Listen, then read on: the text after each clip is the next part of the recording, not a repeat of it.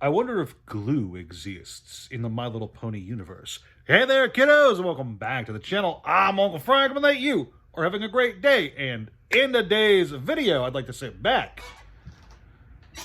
in my very squeaky chair, relax, and yeah, today we're talking about My Little Pony because guess what?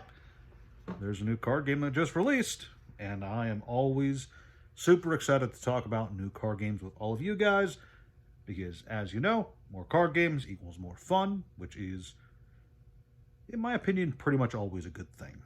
You can never have too much fun with games, I should specify. So yeah, this is the same card game. I believe I've talked about this on the channel previously. They had a limited Chinese release like a year ago. But yeah, fast forward to now, and I had just seen the booster box at a local comic store the other day, and I could not resist grabbing it, ripping it open, and taking a look at the cards myself. And I gotta say, card back looks pretty good. And the card front for most of the cards looks pretty good too. They have a really nice foiling, but I suppose I'll talk about that later in the video. The other thing that's worth mentioning about this is that this is at least the second attempt at a My Little Pony card game. The first one was actually fairly successful. It was released in, I want to say, Enterplay did it, and it was 2013, I want to say. And it actually had quite the run. It ran until 2019, I think, had at least 10 sets, plenty of decent-sized tournaments. I remember that there was a ruckus in the community. There was a huge joke going online because, like, one of the big banned cards was Fluttershy, and apparently in the show she is like the super shy one. And I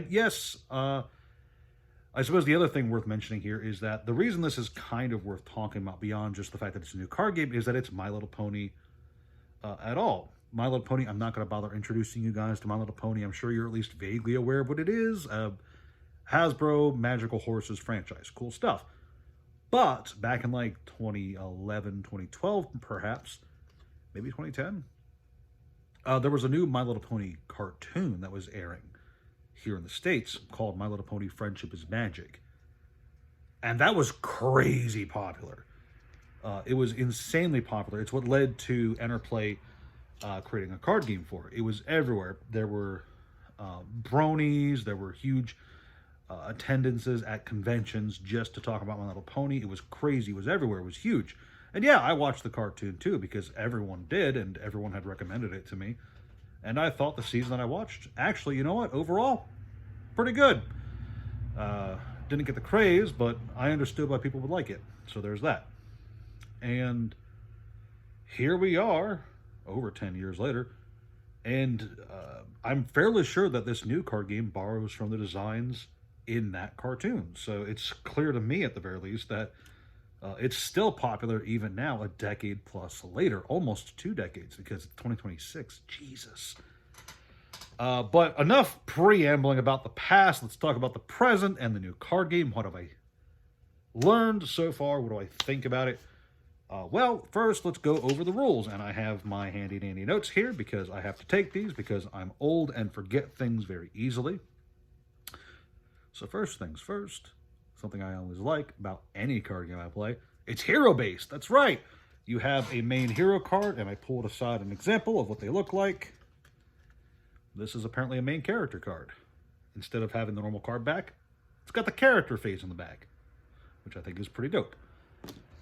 So you start the game with a hero in play, as well as a 15-card side deck called the Scene deck. These are basic lands, or if you've played Force of Will, it's an awful lot like a Magic Stone deck. There's a 50-card main deck, and in addition to your side deck, your main deck, and your character card, you have, where did I put them? Right here.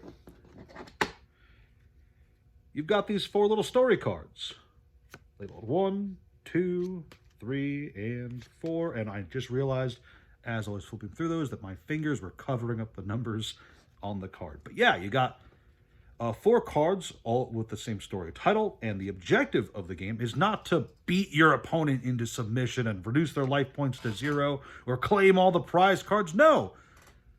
These story cards are the objective of the game. The goal is to tell a story, a My Little Pony story, full of friendship and wonder and all that jazz. And there's something about these guys that I will leave for later that I also really like. So yeah, it's a storytelling adventure, not a combat adventure, which is, I suppose at the end of the day, it all comes out in the wash. You're still playing cards against your opponent, comparing numbers and all that jazz. But beyond the basic setup and the basic premise, how's the actual gameplay? Well, it's very similar to Force of Will and Magic the Gathering at its core, in that you are tapping cards to play for cards and directly comparing them against your opponent's cards in terms of numbers. Setup's a bit weird. In addition to the 4 story cards you put into play, you have a 5-card hand, standard basic, 5-card hand start. And then the top 4 cards of your library go one at a time on each of your in-play story cards. These are your plans. And the part of the objective of the game is to interrupt your opponent's plans so that you can move your story along. That's just how it was explained to me. And then, of course, after setup is done, you play 1 scene card from your scene deck so you can get started with actually playing the cards in your hand. Cool beans. There's a bunch of card types in addition to the scene cards I had already mentioned, the main character card, the story card. There are character cards, item cards, and event cards, which play like creatures, artifacts, and sorceries almost. Again, this is a Magic comparison, not a one-to-one comparison, just a general idea so you guys get what I'm trying to talk about. And yeah, it's fairly simple. It's not going to show up well on the camera. Let's see if I can find a good example of one. Cards have a basic layout. They have a cost and a number. You play the card by tapping your lands or your scenes. And you play your character cards into one of 3 available slots. You use items to empower them, scenes to have events to have other effects. And then at the end of the day, you compare one of your 3 characters against an opponent's character in the same row. And based on which one was better, a few things happen.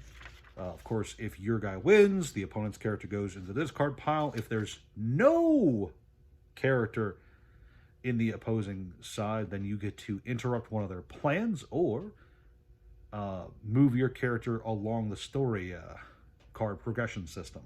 Pretty neat. And of course, if you lose, your guy goes to the graveyard instead, or the discard pile. They don't call it the graveyard, because I guess calling it the graveyard in the My Little Pony game would be a bit too grim. Fair enough. And of course, when you do the fighting, the bigger number wins.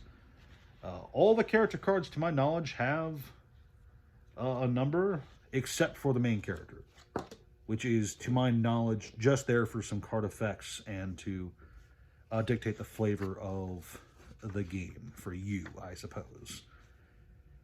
Anything else I'm missing? Moving things along? No, looks like I covered all the basics. Yeah, the idea is to get to level 4 of the story. And once you have gotten to level 4 of your chosen story, the game is over and you have acquired victory. You can also win, of course, like most games, if your opponent decks out. But from what I understand, that should be fairly difficult to get to 250 card decks with a very simple 4-stage progression point system for victory. Games should, in theory, wrap up fast, but I have not played a game yet, so maybe there's some intricacy to the core gameplay loop that I'm not getting. So, with all of that said, what do I think about it so far without having actually played a game? Number one, I think that there's a lot of moving parts. There is some setup. Got to make sure you have all the story cards, the right story cards for the story you're trying to tell. But once you do the actual basic setup, I think once or twice it should be fairly intuitive what you're trying to do. So it should be easy enough to pick up once you get the basics down. I think the hardest thing to understand will just basically be deck construction, honestly, if I'm going to have to guess. What do I think? Oh, cool rule.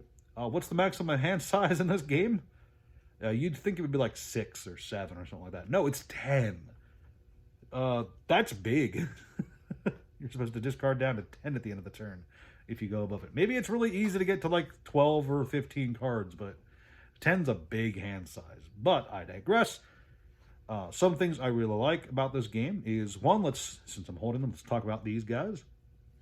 The story cards themselves. In addition to being central to the game, these little boys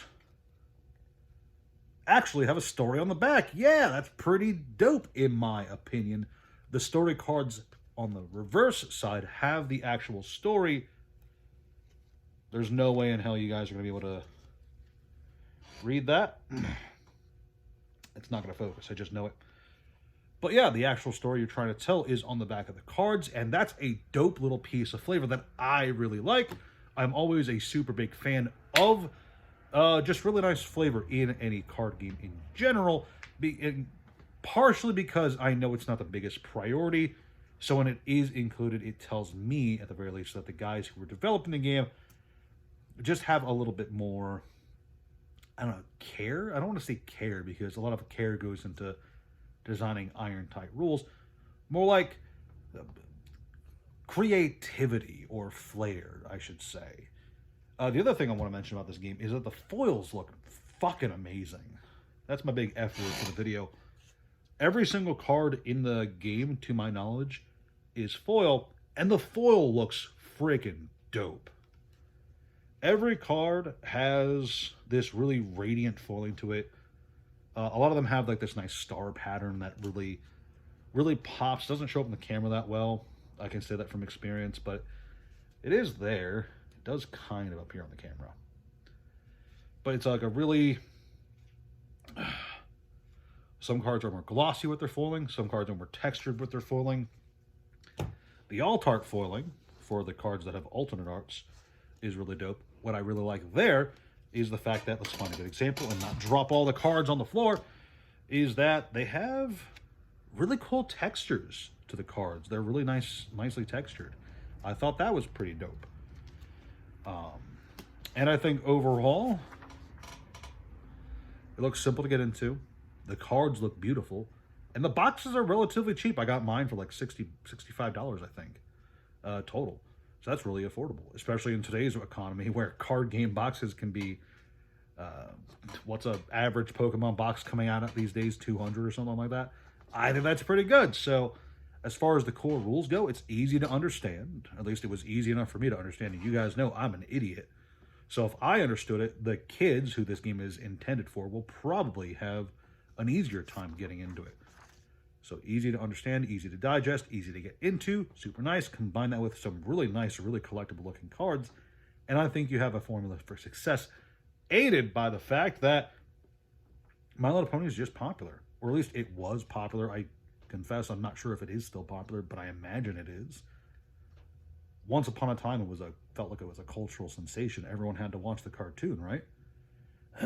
So while I'm not sure, I'm sure that it does have diehard fans. And those diehard fans will turn out to try this. Will it last? Possibly. The other one lasted for quite a while, so I have some confidence in this one. At the very least, I'm probably going to grab some more of it because these cards look nice. And I think these would look great in any binder, regardless of how much of a fan you are of the series. So those are my overall first impressions of the game. I do look forward to actually giving it a try at some point. Maybe I'll grab a deck or something and just... vibe out next time I'm at a convention or something. But let me know what you guys think in the comment section below. As always, very loud car passing by. Revving his engine as he goes. Please like, share, subscribe, all that jazz. Leave a comment. Let me know what you think, whether you like it, dislike it, think My Little Pony is crazy, or think I'm crazy for covering My Little Pony. As always, check out the Discord and the Patreon and the TCG Player link. They're all below. Thank you guys again, and have a great day. Ciao. Boop.